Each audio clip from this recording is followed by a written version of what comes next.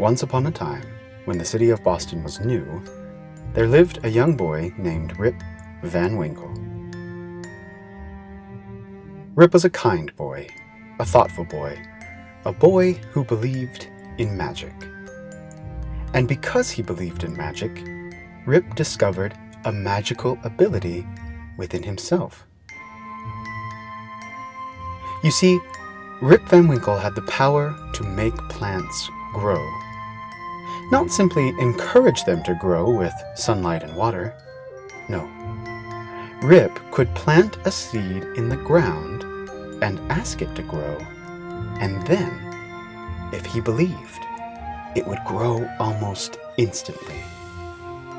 Rip's parents encouraged his magical ability. They loved him, and they believed he was special. They said that one day, Rip would use his gift and become something great. But not everyone in Boston believed he would become something great. In fact, most of the Puritans thought he was different and strange. The children made fun of him, and the Puritan elders thought he might even be some kind of witch. They did not believe in magic. And after a while, Rip started to believe in what they thought. Rip stopped believing in magic and in himself. As a result, Rip lost his magical ability with plants.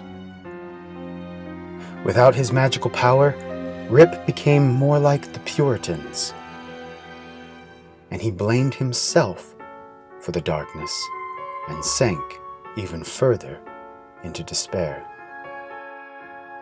But the darkness was not his fault, nor was it the Puritans' fault. It was an evil curse.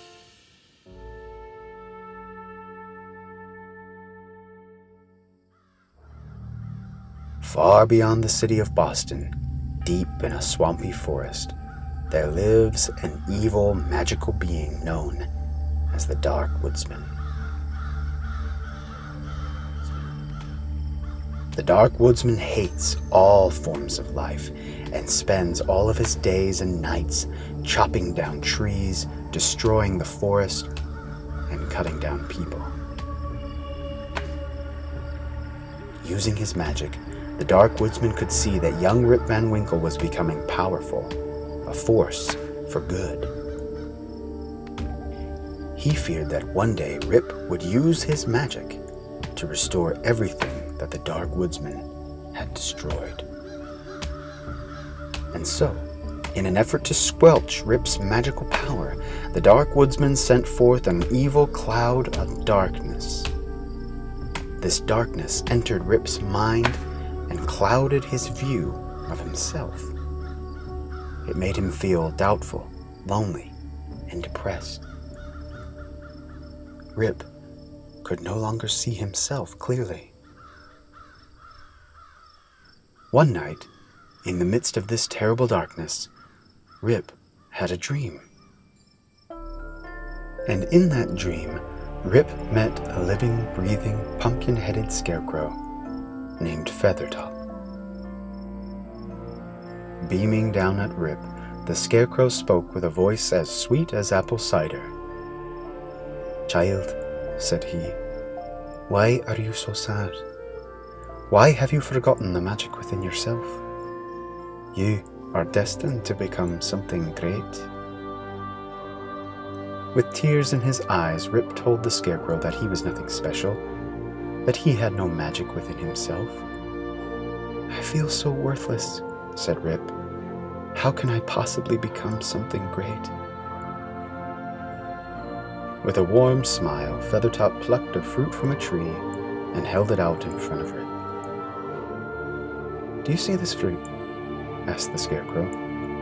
"It looks nothing like the tree, and yet, deep inside, it has the potential to become like the tree. But before it can do that, the fruit must fall." Feathertop turned his hand and dropped the fruit to the ground. Battered, bruised, and broken, the fruit will open up and begin the journey to become what it was meant to become.